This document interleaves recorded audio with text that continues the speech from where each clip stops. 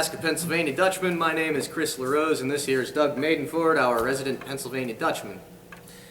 Well, what do we got this time? This time, well, we've got a question coming in from York, Pennsylvania, from Kyle Westcott. Okay. And this one I think is pretty interesting. Yes. He wonders, what do you have to do to be considered a Dutchman? Does one have to be born and raised as one, or can I be assimilated and someday considered myself a true Dutchman?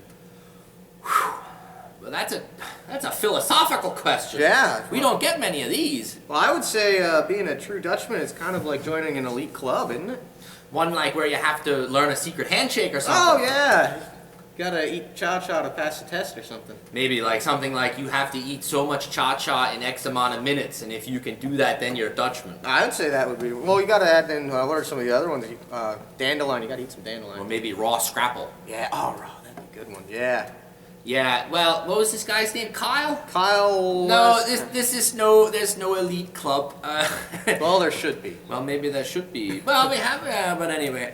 I'll give you a historical answer, and then we'll see if you can... Then we'll give you the real answer. Then we'll give you the real answer.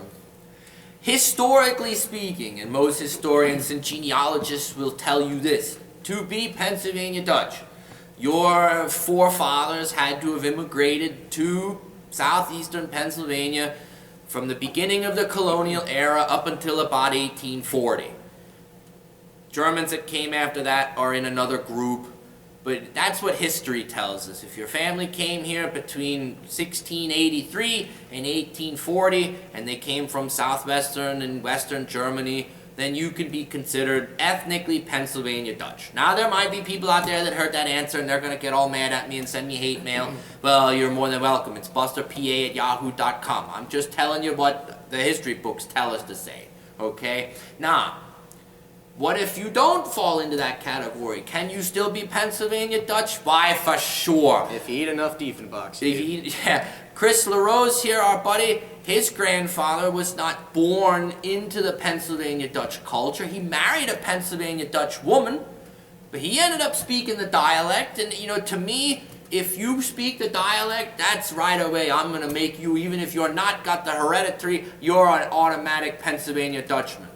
But a lot of people don't have that opportunity anymore to speak the language and so forth. So really, you know, if I'm going to give the feel-good, happy answer, if everybody's Dutch. Everybody's Pennsylvania Dutch. No, that's not true. No, I won't go that far. But if you show a love of our culture and you like our food and you agree with some of our values and cultural aspects, then what the hell?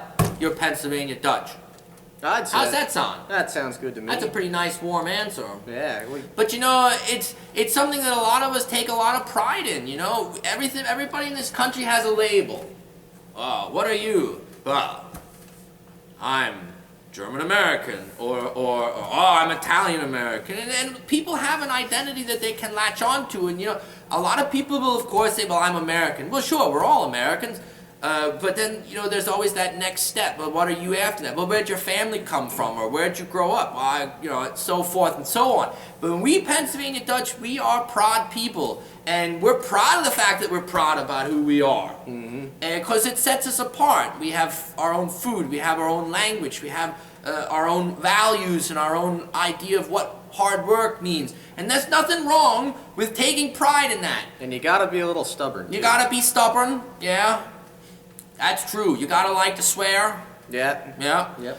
These are all things that, you know, come along with it. But I get mad when people say, oh, you can't show too much pride in ethnic identities, blah, blah, blah. Why not? It's who we are. Well, I think culture is one of the most important things that makes us human. That's right. The fact that my people and our people grew up and developed in our corner of North America right next to and among other cultures, and we were able to unify as Americans, why shouldn't we be proud of who we are and where we come from? Yeah, why would you want to water everything down? That's right. This idea of America being a soup or a salad, but that's what we are. Well, Pennsylvania, if it's a salad, the Pennsylvania Dutch are the lettuce.